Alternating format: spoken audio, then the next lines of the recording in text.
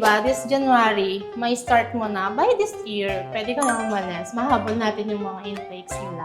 Yes. Ano yung mga criteria para dito sa pointing system na to? Oh, good question. So, magbe-base po sila in your... There are many ways to apply as permanent residency. Kaya mga bata, kung may mga anak sila, ma'am, so free education po sila. And of course,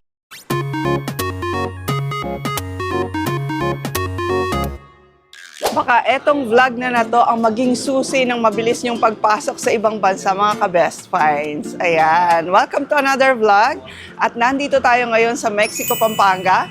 Bibisitahin natin ang The Visa Center. Dahil ngayon, aalamin natin kung paano nga ba tayo pwedeng mag-permanent residence, mag-family migration, at mag-student visa sa ibang bansa. At hindi lang basta ibang bansa kasi pwede kayong pumunta sa New Zealand, Spain, Germany, Canada, and Australia. And so kung pangarap nyo rin na makatakas, hindi naman, na makatakas sa mga problema natin dito sa Pilipinas or magkaroon lang ng mas malaki pang opportunities para sa inyong sarili at para sa inyong pamilya, alamin natin yung process nila dito. Dahil dito raw, yung iniisip nyong mahirap na pagpunta sa ibang bansa, pwedeng maging hassle-free na. Sa mga hindi pa natin subscribers, please don't forget to subscribe po and hit the notification bell para lagi po kayo updated pag may mga best finds tayo katulad dito. Well, dito pa lang sa background natin mga ka-best finds, makikita nyo na itong mga family na to. Ayan yung mga pictures na to. These are real person daw na na-assist na ng The Visa Center para makapunta sa ibang bansa. Meron dyan nag-student visa, merong mga naging permanent residents na sila ng iba't ibang bansa. At ang mga kasama naman natin para sa vlog na to mga ka-best finds ay si Ma'am Rency. Siya ang manager dito sa The Visa Center, Mexico, Pampanga. yes po. Ayan, welcome po mga ka-best finds. So, I'm Miss Renz, one of the senior immigration consultant of the Visa Center. So, we are located po here sa Lagundi, Mexico, Pampanga. So, after po yan ng SM Pampanga. And our office are open po on 9 a.m. to 6 p.m. po, Monday to Saturday. So kung makikita nyo itong office nila mga ka-best finds, sobrang tahimik. So nandito yung kanilang mga consultants, tama ba? Ayan, meron sila mga consultants dito at hindi kayo makakita ng masyadong crowd kasi kahit online, pwede nila kayong i-assist. Yun ang maganda. Yes po. Kaya yung mga busy po sa mga work or sa mga ginagawa po nila, if ever po na hindi po sila makavisit dito sa office namin, so meron naman po kaming free consultation via Zoom. One-on-one lang naman po siya. Okay, at kahit pa nasa ibang bansa sila, di Yes ba? po. Kasi meron tayong mga ka-best finds, for example, na nasa Asian countries, like Kuwait, yung mga Middle East, tapos mga gusto Middle nilang East pumunta po. ng New Zealand. Uy, grabe may New Zealand na, no? Oo nga po, ma'am. Di ba yung sa Australia po natin, mga nag-worry po sa age nila. So don't worry now. Kung gusto po at target nyo naman po talaga si Australia, meron po tayong isang pathway. Pwede po kayo mag-student visa New Zealand. So pag nakapag-permanent residence naman po kayo sa New Zealand, so parehas lang naman po ng mga benefits. You can enter po ng Australia. Oo, parehong maganda, no? Yes, Kung gusto mo ng malamig at green, mag-New Zealand ka, no? yes. Kung gusto mo naman ng tropical, di ba? Tropical ang Australia, no? Oh, yes. Oo, tapos maganda ang beach, no? Australia, wow. Dami pagpipilian ngayon dito Kaya sa The nga, Visa ma'am, Center. so dumami na yung mga programs namin, especially sa study permits. Ayan, so nag-a-assist sila for New Zealand, Australia, Canada. Spain, and then meron na rin po kaming Ireland, Finland, and then Germany po. Ay, wow. Okay, Again, mga ka-best finds, napakagandang bansa ng ating bansa na pinapapangit ng iba. Napakagandang bansa ng Pilipinas, ang babait ng mga Pilipino. Kaso doon sa mga naghahangad pa ng mas malaking opportunities for your family or for yourself. Grabe, Miss Rency, no? Sobrang tagal na rin ang The Visa Center sa Philippines na nagpa-process ng mga ganito, no? Yes po. So, ayan nga, nabanggit niyo po na napakatagal namin. So, yung The Visa Center po, so napakarami na po namin mga branches. So, hindi lang po Pilipinas. So, we have UAE, Abu Dhabi. And then, meron na rin po kami satellite office sa Spain. And then, here sa Philippines, meron po kaming Nueva Ecija, meron po kaming Isabela, Bulacan, Ortigas, Davao, and here po sa Mexico, Pampanga. Grabe, dami ng branches, Yes, no? So, kung saan kayo malapit doon, pwede kayong magpa-assist sa kanila. Ano mga services ang pwede nilang i-avail sa The Visa Center? So, ayan ma'am. So, yung ino-offer po namin sa study permit, we have student visa Canada, Australia, Ireland, Finland, Spain, and Germany po. Ayan. And of course, we have New Zealand. Pwede naman silang mag-walk-in dito kung sakasakali. Yes naman po. So, welcome po sila na mag-walk-in. Lalo na yung iba, gusto po talaga nila na Makita yung po yung office. office Oo. namin. So, ito po yung mga isa sa mga mag-a-assist po sa kanila. Pag nag-walk-in, si Miss Maribeth po. Very beautiful. So, Miss Maribeth, baka pwede mo naman sabihin sa kanila yung mga benefits na pwede nilang makuha pag nag-apply sila ng student visa. Yes. So of course, once naging international student ka, meron siyang earning while learning, also pathway for permanent residency. Oh, wow. Yes So, po. nag-offer din pala kayo ng permanent residency dito sa mga mag-student visa na to. Yes po, we have permanent residency for Australia and Canada. So general skilled migration for Australia and express entry Canada. It's a point migration system. Oh, ganun. Pointing system pala siya. Yes So, ano po. yung mga criteria para dito sa pointing system na to? Oh, good question. So magbe-base po sila in your age, education, work experience, and English test results. So, ayan na, sa mga interested din sa inyong mga ka-best finds na mag-apply for student visa sa mga countries na nabanggit natin, Miss Maribeth, ano ba kayo? Senior? Education and immigration consultant. Ayan, ang isa sa pwedeng mag-assist sa inyo at mag-explain sa inyo ng buong proseso.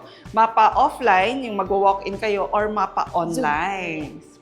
You can message me. My name is Maribeth Panhon. So, based po kami sa Pampanga. So, yung mga taga Pampanga dyan or mga Kapampangan, mga Kabalen, so message us for free eligibility consultation. And then also, you can walk in sa aming office. Okay, or you can do Zoom meeting daw with Yes Miss po. Maribeth. Yes po. Yan. Ma'am, di ba yan? Maganda talaga yung permanent residency po. Oo nga, no? Ang dami rin nangangarap talaga niya, no? Opo, kasi bukod dun sa magiging permanente ka dun sa bansa na yon, marami pong mga benefits kasi na pwede nilang makuha pagdating talaga nila ba? doon. Yes po. So kabilang na doon, of course, you can stay in that country. And then after nun, meron lang tayong mga years na pwede natin istiyan para po makapag-apply na rin sila for citizenship. And aside from that, hindi lang stay. So pwede rin po sila mag-aral, they do business. Tapos yung mga bata, kung may mga anak sila, ma'am, so, free education po sila. And of course, sila din, pwede rin sila mag-aral. Mga domestic business sila. And then, at the same time, syempre may meron din silang free healthcare. Yan talaga yung Tapos, hinahabol. Education and yes, health benefits hindi sa lang ibang yun, bansa. ma'am. Di ba, pag tayo is nag-retired na po, so makakakuha sila ng benefits of Social Security and age pension plan. Oh, Yes, talaga. ma'am. Kasi hindi lang yun, di ba? Yung mga gusto mag-visit po sa kanila in that country, pwede po nilang invite so they can apply any visa na pwede po or suitable po sa kanila. Okay, kunyari, mga nanay at tatay nila. Kahit nga po friends, they can talaga? invite, yes po. And aside from that, pag permanent residency ka na doon, pwede ka magbakasyon. So, may freedom ka to travel anywhere kahit permanent residence visa ka pala. Grabe, no? There are many ways to apply as permanent residency. Kaya yung mga nanonood po dyan Oo. is huwag kayong mawala ng pag-asa. Nandito po yung The Visa Center to help you. Oo, magpa-advise kayo sa kanila. Tapos kung feeling nyo ay qualified na kayo, ma-assist nila kayo ano pang kulang nyo. Yes po. And totoo ba na pwedeng hassle-free na to? So, ipapasa na lang sa inyo lahat ng documents. Yes, correct po. Kasi ang iba kasi inisip nila personal yung pagpasa ng mga documents. Sa amin naman po, online process lang naman po kami.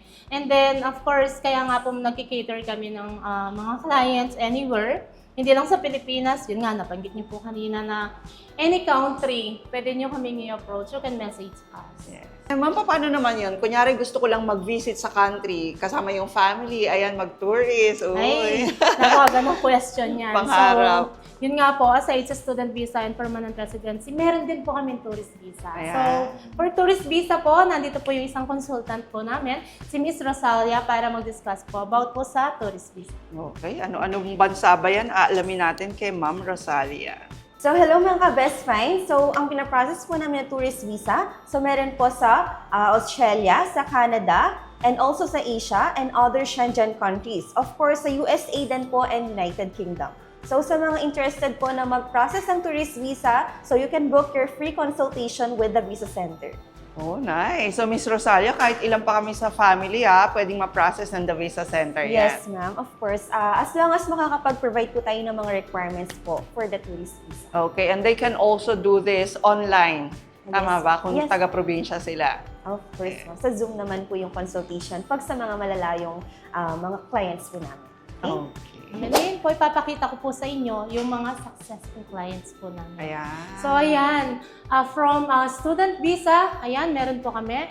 And then, meron din po kaming permanent residence visa, student visa Canada, and then we have the tourist visa. So, aside from them, marami pa po kaming mga successful clients. Clients. Yes And po. these are real people Yes, talaga. and people na until now, may communication pa rin po naman kami sa mga clients po namin. Nice. Yun yung maganda sa The Visa Center kasi hindi lang mag-e-end yung services ninyo sa amin dun sa visa approval ninyo, pero until na makarating kayo sa Canada or anywhere na in-applyan po ninyo na sa programs namin, is ina-assess pa rin po namin kayo at still continuous pa rin po naman yung communication natin. And then especially now, January, kaya kailangan po i-start nyo na yung inyong application. So, sa January, may start mo na. By this year, pwede ka na umalis. Mahabol natin yung mga intakes nila. Yes. So, ayan mga ka-Best Finds, thank you very much for watching this vlog. Sana marami kayong natutunan at naging interesting sa inyo ang vlog na to. Lalo na dun sa mga gusto nang mag-abroad, gustong mag-tourist, mag-permanent residence o mag-student sa ibang bansa. So, pwede kayong mag-reach out sa The Visa Center via online or pwede kayong mag-walk-in dito sa kanilang office sa Mexico, Pampanga. To know more about our programs, you can book your free eligibility assessment and consultation. I'm Miss Ren Samante, Miss Maribeth Panhon, and Miss Rosalia Torla. The Visa Center, live better, start now. Yun.